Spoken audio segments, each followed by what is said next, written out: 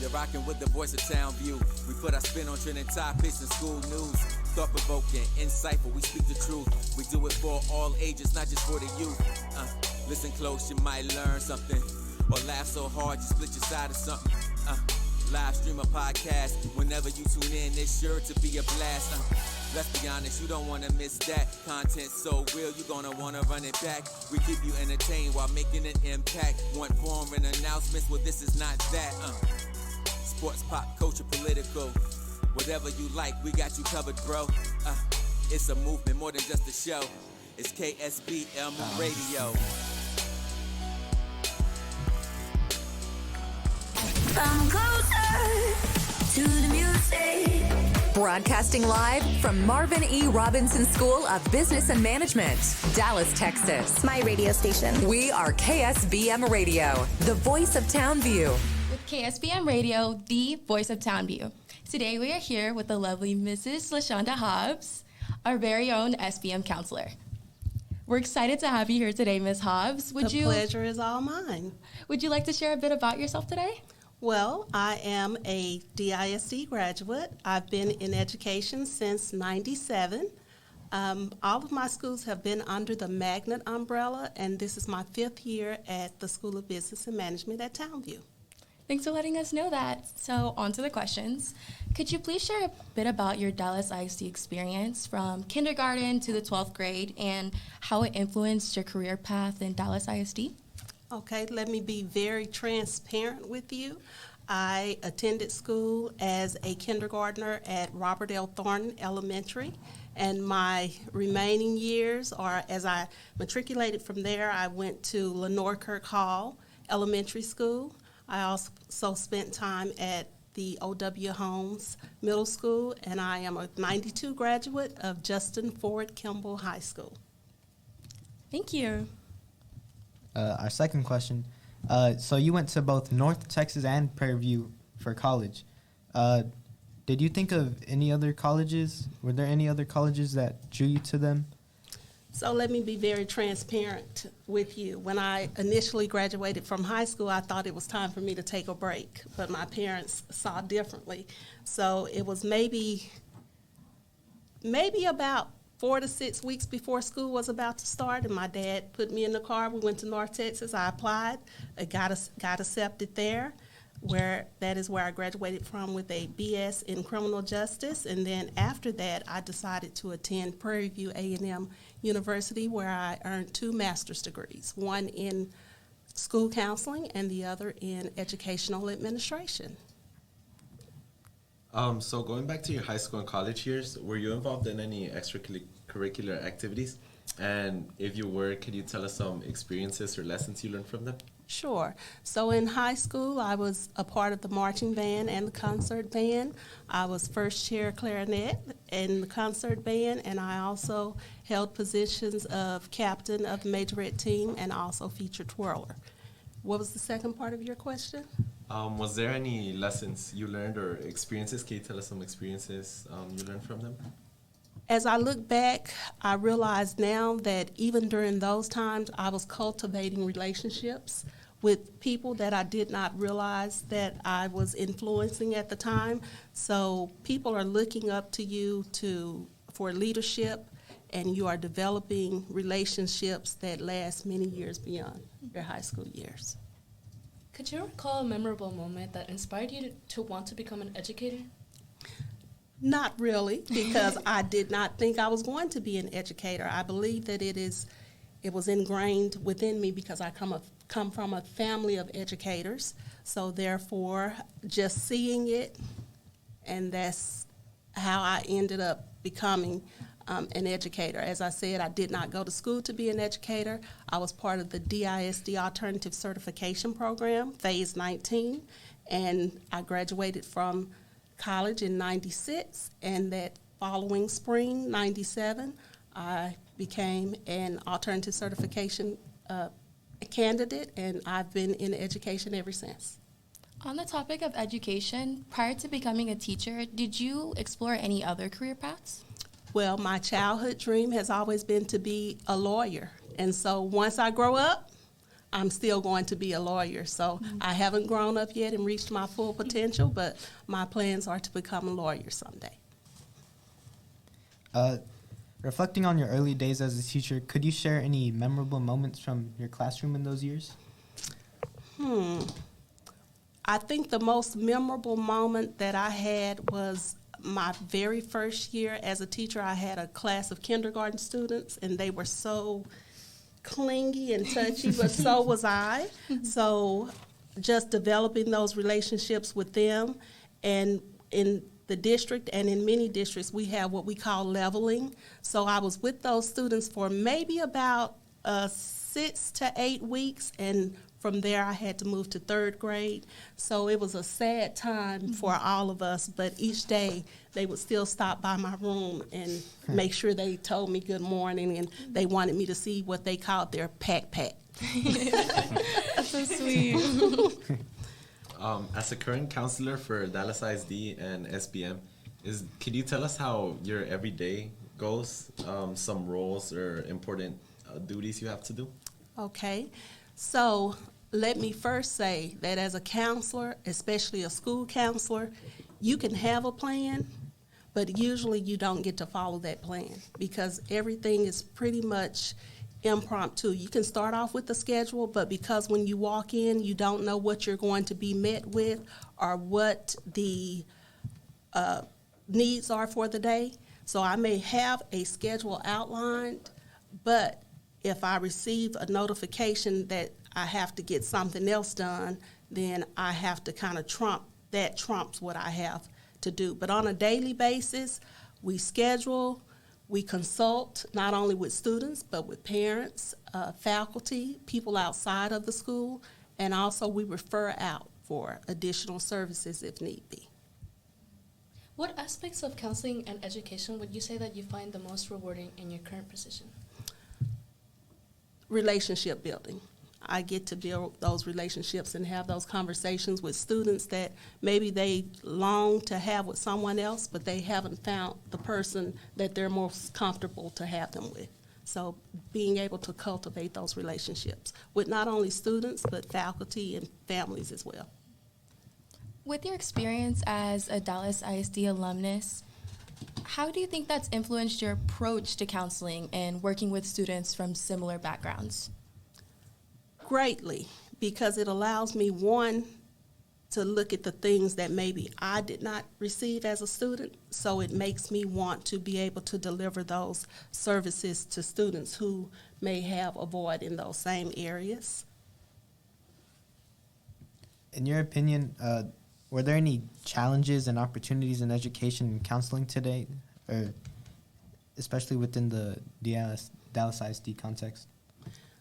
So the challenge would be not being able to spend as much time as I would like to with students because of all the paperwork that's sometimes involved and the meetings, sometimes the meetings before the meetings, the opportunities that present themselves. Again, it allows me to develop those relationships with students and with parents.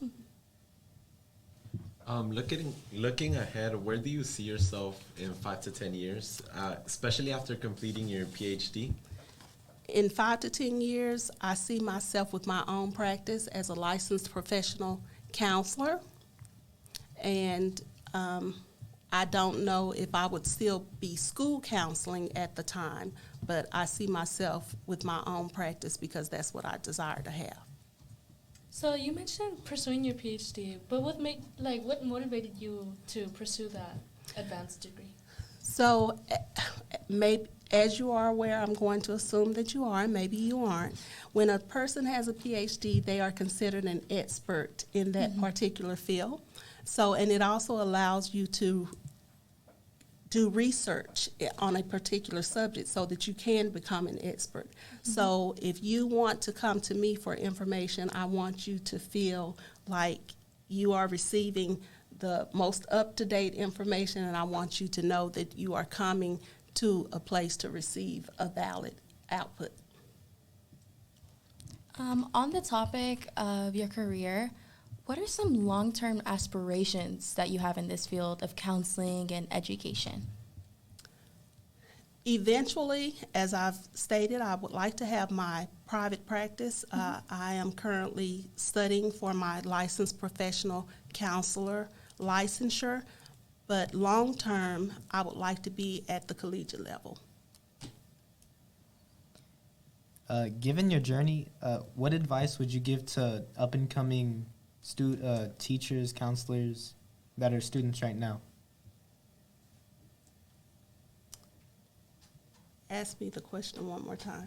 Given your journey, what advice would you offer to aspiring counselors, teachers, or anything of that field? I would say make sure your heart is in it. Do it for the heart, not for the money, because there's not a lot of money in it. Make sure you're wanting to do it because you want to inspire students and others to be their best. So just make sure it is a matter of the heart. Looking back at your professional journey, what are some important life lessons or things you would like to tell others, people from students or people in general for the next generation that you'd like to advise them? To think about what it is that you want to be, what you want to do, and go for it. Know that there are no limits. Don't allow anyone to tell you that there are limits. As long as you put your mind and your heart to it and you're willing to put in the work, you can accomplish anything that you want to accomplish. So we've reached the fun and extra questions part of this interview. But I'd like to ask you, when you're not busy with your work or your studies, how do you like to spend your leisure time? Quietly. And I say so because I am a mother of 4. And my children are somewhat close in age, even though now 2 of them are considered adult children. But I've had so many years of doing for them and having to have everyone at a certain place at a certain time. So I like to just take the time to be able to reflect and do absolutely nothing. Now, I enjoy sitting on my porch. I enjoy porch time. I enjoy retail therapy. I enjoy surfing the internet, but I like to do it on my own time and at my own pace. Oh, miss, we sound so similar. So you mentioned retail therapy, right? Do you have a favorite place to stop and shop or any shopping tips? So I'm a big decorator, so mostly I like home stores. Anywhere that I can go and I can find things to add to my home, those are the places that I like to frequent. So Kirkland's, Hobby Lobby, places such as that. Our House, I like anything dealing with home decor and home improvement. With that in mind, do you have like any specific unique item that you always think about that you've gotten from one of those trips? From one of the trips of shopping? Yes, ma'am. Well, I'm going to say this. If I buy it, it's going to be memorable and unique because I took the chance or the opportunity to buy it.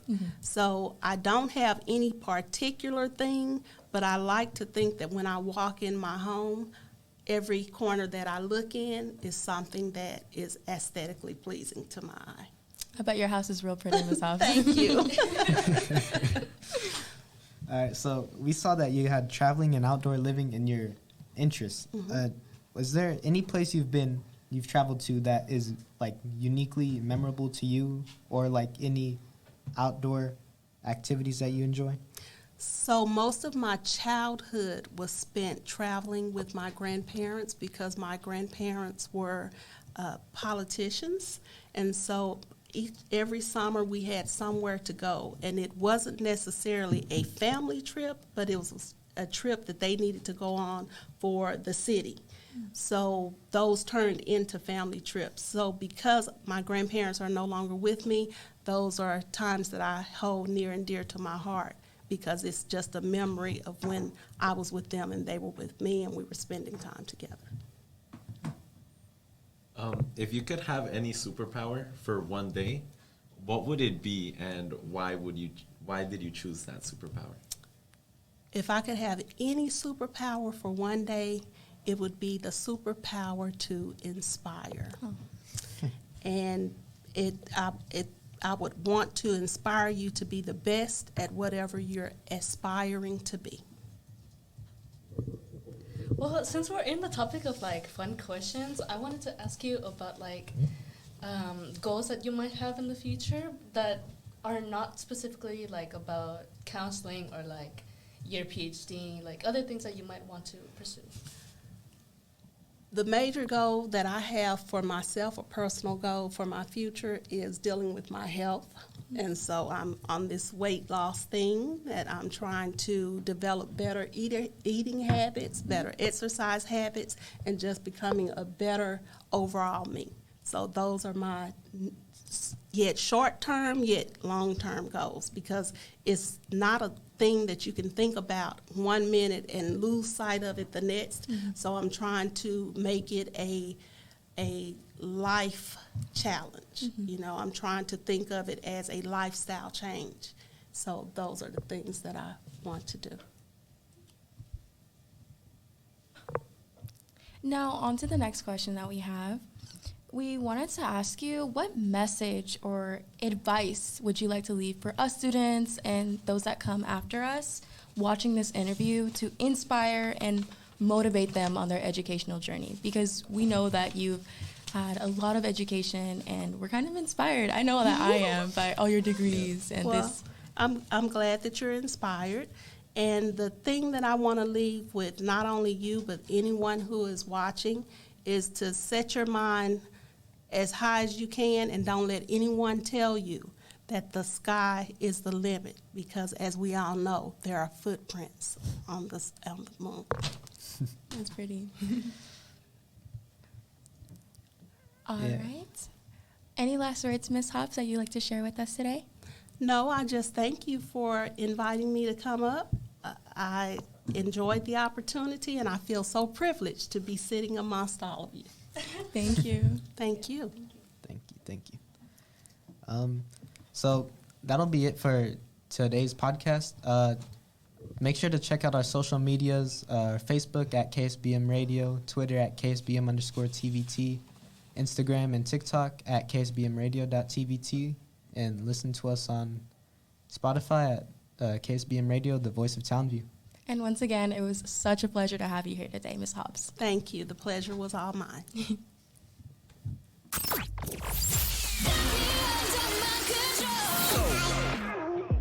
Thank you for listening to KSBM Radio, the voice of Townview. My radio station. We hope you enjoyed the great content and great discussion, all from a student's perspective. Make sure to follow us on Twitter for the latest updates at KSBM_TVT or on Facebook at KSBM Radio. Add 'em on Facebook. Check them on Facebook. Take care.